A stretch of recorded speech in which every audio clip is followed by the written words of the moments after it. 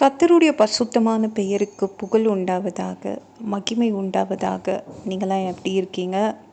நான் ரொம்ப நல்லா இருக்கேன். மத்தேயு 27:27 நம்ம பார்க்கலாம். தேசாதிபதி அரண்மனையில், பிலாத்துடைய அரண்மனையில் இயேசு இருந்தார். போர் சேவகர்கள் போய் அவரை கூப்பிட்டுட்டு வராங்க, வெளியில் கூட்டிகிட்டு வராங்க. எல்லா கும்பலும், போர் சேவகர் கூட்டம் அத்தனையும் வந்துருச்சு. இயேசுவோடைய அந்த தண்டனையை என்ன சொல்லியிருந்தாங்கன்னா, அவர் எதற்காக தண்டனை கொடுக்குறாருன்னா, இவர் யூதருடைய ராஜா தன்னை சொல்லி கொண்டாருன்னு. ஒன்று இந்த போர் சேவகர் கும்பல் அவருக்கு ஒரு கிரீடம் வச்சிடலாம், ஆனால் அது முள்ளில் செய்து வச்சுருவோம் அப்படின்னு சொல்லிட்டு முள்ளில் செய்து வைக்கிறாங்க அவருடைய தலையில். அவருக்கு ஒரு ரெட் கலர் ட்ரெஸ்ஸு போட்டு விட்றாங்க. கையில், வலது கையில், ரைட் ஹேண்டில் அவருக்கு ஒரு கோலை கொடுக்குறாங்க. கொடுத்துட்டு அவங்க இயேசுவுக்கு முன்னாடி எல்லாம் முழங்கால் போட்டு, யூதருடைய ராஜாவே வாழ்க அப்படின்னு அவர் கிண்டல் அடிக்கிறாங்க. இயேசு அமைதியாக இருந்தார். பிதா சொல்லிட்டார்ல, இந்த பாத்திரத்தை நம்ம குடிச்சு தான் ஆகணும், இந்த பாதை வழியாக போய் தான் ஆகணும். அமைதியாக இருந்தாங்க. அப்புறம் அவருடைய வலது கையில் கொடுத்த, அந்த ரைட் ஹேண்ட் சைடில் கொடுத்த அந்த கோலை வாங்கி அவருடைய தலையில் அடித்தாங்க. எவ்வளோ பொல்லாத போர் சேவகர்கள்! அவங்க அவருடைய ரெட் கலர் மேலங்கியை, அந்த சிவப்பு மேலங்கியை கழட்டிட்டு திரும்பவும் போட்ட ட்ரெஸ்ஸை போட்டு விட்டு அவரை ரெடி பண்ணுறாங்க.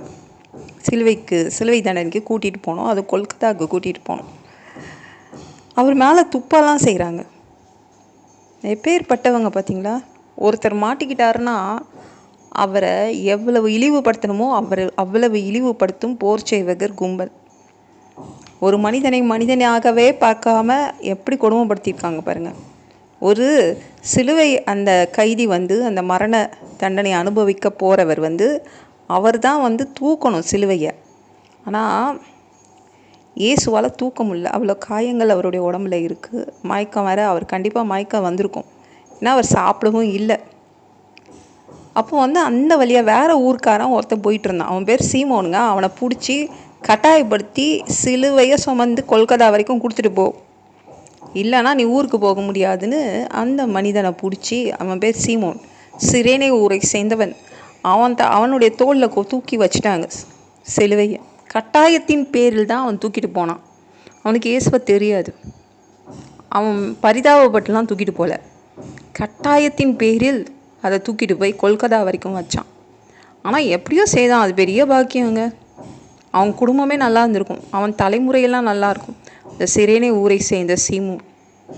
அப்புறம் இயேசுவை அந்த கொல்கத்தா வரைக்கும் வந்துட்டோடனே கசப்பு கலந்த அவருக்கு ஒரு காடி கொடுக்குறாங்க. அந்த டேஸ்ட்டு நம்மளுக்கு இப்போவே தெரியுது, அது கசப்பு. அவரால் டேஸ்ட் பண்ணி பார்த்துட்டு குடிக்க பிடிக்கல, அவ்வளோ கசப்பு.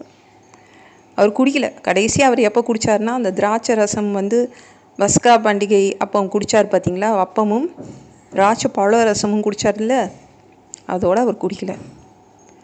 அவரை சிலுவையில் அறைகிறாங்க. ஆணிகளை கொண்டு அவருடைய கைகளை அடித்து, கால்களையும் அடித்து வைக்கிறாங்க அந்த சிலுவையை, அந்த மரத்தில். அப்புறம் என்ன பண்ணாங்கன்னா, அவரை பிடிக்கும்போது அவர்கிட்ட நிறைய அவருடைய ட்ரெஸ்லாம் இருந்துச்சு. அந்த ட்ரெஸ்ஸெல்லாம் அவருடைய வஸ்திரங்களை எடுத்து, எல்லாம் நான் அதனால் சண்டை வரக்கூடாது நம்மளுக்குள்ளேன்னு சொல்லிட்டு சீட்டு போட்டுக்கிட்டாங்க. யாருக்கு எந்த ட்ரெஸ்ஸு சீட்டு விழுந்துச்சோ அவங்க இயேசுவோடைய ட்ரெஸ்ஸை எடுத்துக்கிட்டாங்க. இது ஏற்கனவே ஒரு தீர்க்கதரிசி எழுதி வச்சுருந்தாங்க. என் வஸ்திரங்களை தங்களுக்குள்ளே பங்கிட்டு என் உடையின் பேரில் சீட்டு போடுவார்கள் அப்படின்னு ஏற்கனவே ஒரு தீர்க்கதரிசி எழுதினது நிறைவேறியது. இயேசுவோடைய வாழ்க்கையில் என்னெல்லாம் நடக்கணும்னு பிதா ஏற்கனவே எழுதி வச்சது தான் அன்றைக்கி நடந்துட்டு இருந்துச்சு. மற்ற பகுதிகளை நம்ம நாளைக்கு பார்க்கலாம். இந்த வீடியோ பிடிச்சிருந்துச்சுன்னா மற்றவங்களுக்கு ஷேர் பண்ண மறக்காதீங்க. கர்த்தர் தாமே உங்களை ஆசீர்வதிப்பாராக.